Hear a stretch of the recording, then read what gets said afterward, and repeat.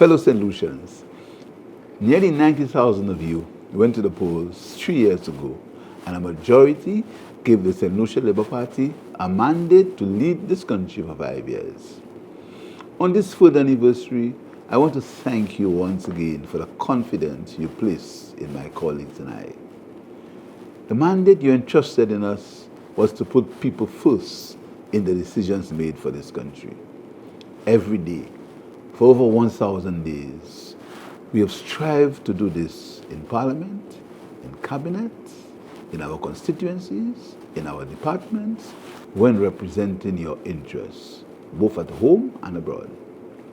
As a party, we remain committed to delivering governance that is based on values, ethics, and standards in public life. On the night of July 26, 2021, we knew, even during the jubilation, that the challenges ahead would be great and one might even say daunting. We have governed with compassion and a desire to unite our country once again. I invited 2 independent MPs to join my cabinet to show that as a country we can work together despite political differences. We do not engage in any reprisals of vengeance in government or the public service, as some administrations unfortunately engage in. We have embraced all St. Lucians who mean well and want our country to progress. We have demonstrated confidence in our judiciary by making the Caribbean Court of Justice our final appellate court. I hope that by governing with compassion, with meritocracy, and with humility, we can set the tone and example for the country as a whole, and in particular our youth. I want you to be sure and certain that your government cares for you and the well-being of your children. We have placed an emphasis on our youth, our future, their hopes and dreams and futures. We have already been seeing our youth turn their hobbies into entrepreneurship and their skills into business through the results of our youth economy.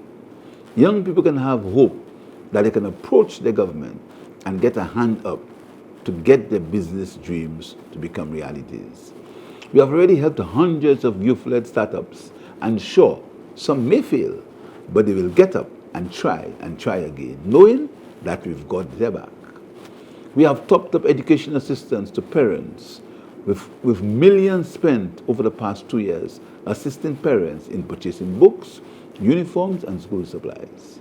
We continued an early Labour Party initiative providing every Form 1 student with a $500 bursary.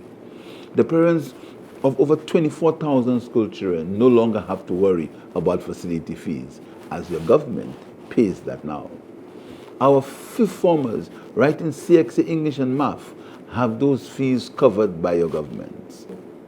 Not only does every secondary school child now have a laptop, that's 11,700 laptops, but over 500 homes now benefit from cheaper internet access at just $20 per month, distributed over 1,200 MiFi devices as well.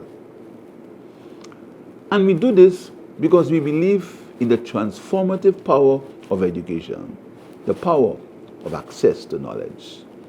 We improve the learning environment by investing over $22 million in the repair of the school plants. We also know the importance of starting learning at an early age.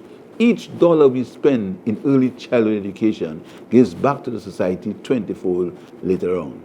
In this year's budget, we began providing grants to all early childhood centers. We also added 9 new state-of-the-art pre-K classrooms in primary schools to better use the extra capacity in these facilities.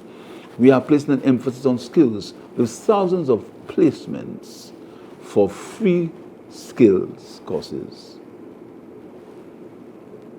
We have expanded access to higher education scholarships. We introduced a first-generation scholarship program, and we'll be rolling out special assistance to university students to meet their expenses. Teachers have gained additional allowance support, and some principals now have assistance once again. Health is wealth, and you are making great strides in providing better care and prevention. Universal health care is already benefiting seniors as well as expecting mothers and children. Over 1,200 mothers have already received free checkups and lab work.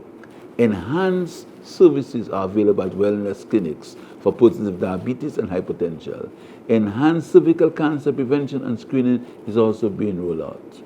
Construction work on St. Jude will be completed thanks to a $200 million loan from the Saudi government, which will reinstate the George Odlum National Stadium once St. Jude is commissioned.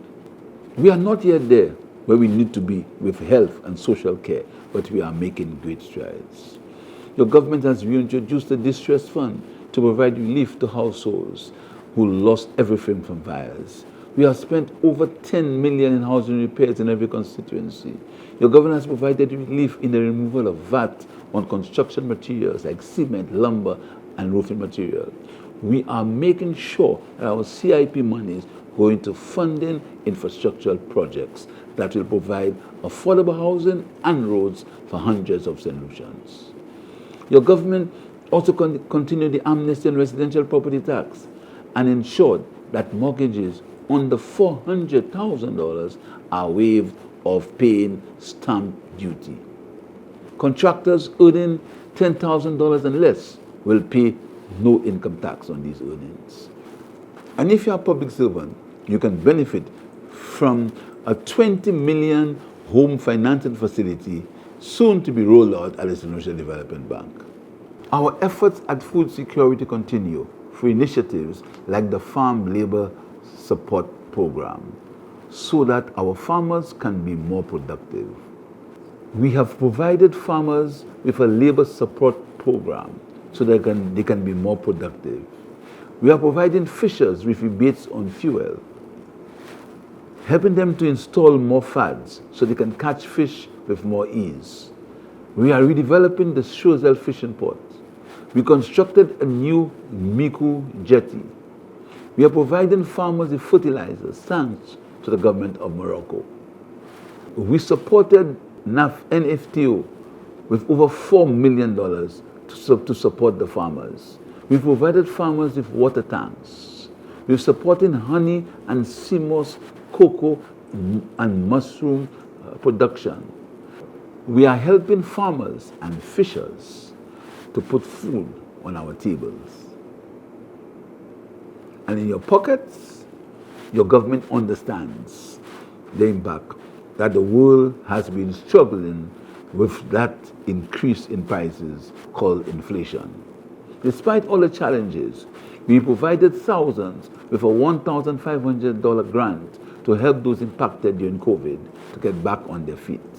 We continue to roll out $10 million in the MSME loan program that is helping businesses and entrepreneurs to grow and innovate. Our tourism is at record levels. Our country continues in high demand internationally.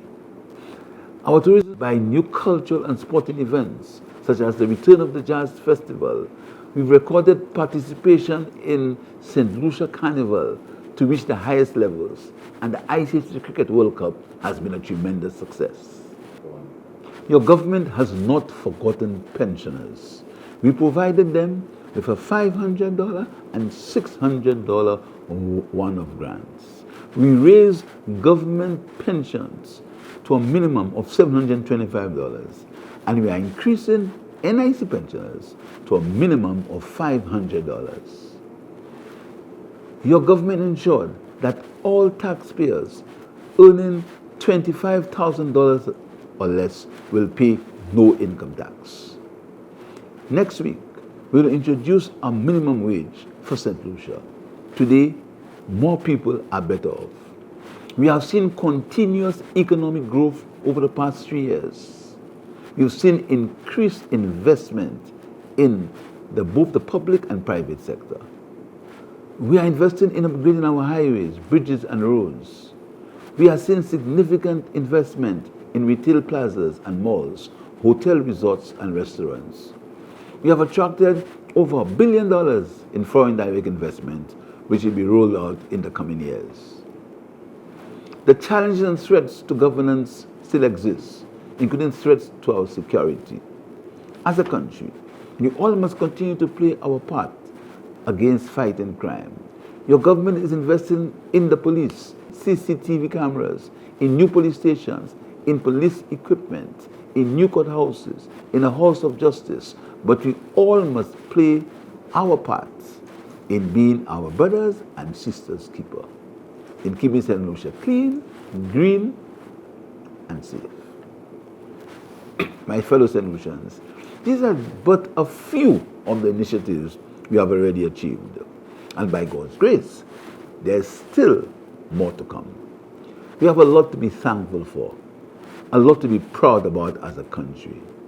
This is shown by our athletes at the Olympics today, our footballers in the semi-pro league, in our hard-working people, in our students performing commendable at home and abroad.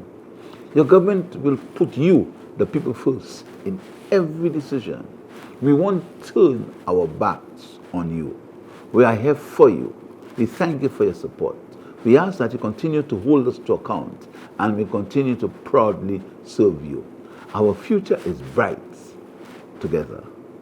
God bless St. Lucia. God bless our families. I thank you.